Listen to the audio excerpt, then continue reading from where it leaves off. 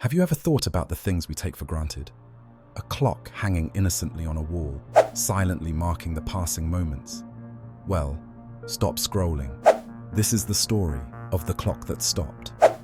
In a small, sleepy village, a peculiar antique shop sat at the corner of a cobblestone street. Among hundreds of dusty items, an ornate grandfather clock stood tall, its carvings intricate, its wood darkened by decades. People whispered about it, but no one dared ask much. Until Evelyn. Evelyn was new to the town, unaware of the clock's eerie reputation.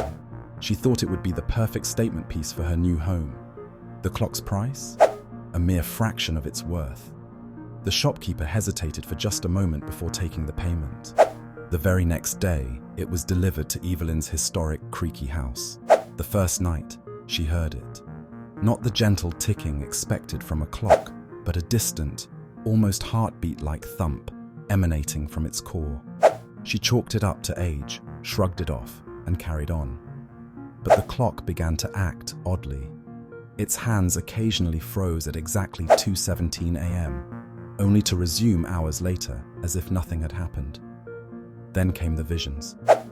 Evelyn started seeing faint shadows around the clock when she wasn't looking, just from the corner of her eye. She thought it was her imagination, until one night, it struck 2:17, and the clock stopped completely. Everything fell silent. Not a sound, not even the wind. The air itself seemed still. And in that unnerving silence, Evelyn felt a cold breath on her neck. She turned but saw no one.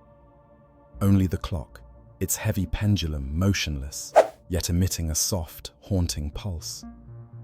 Desperate for answers, Evelyn returned to the antique shop, only to find it abandoned as if it had been vacant for decades. A stranger on the street asked if she was the clock's new owner. When she nodded, his face turned pale. "You must return it," he whispered, "before 2:17 tomorrow morning." Evelyn returned home, frantic. Midnight came, then 1 a.m., and finally, 2:17. The clock stopped once more. The shadows she'd seen out of the corner of her eye, they took shape. They crept closer. And Evelyn, she was never seen again. So tell me, if you saw a clock freeze at 2:17, would you dare to keep it?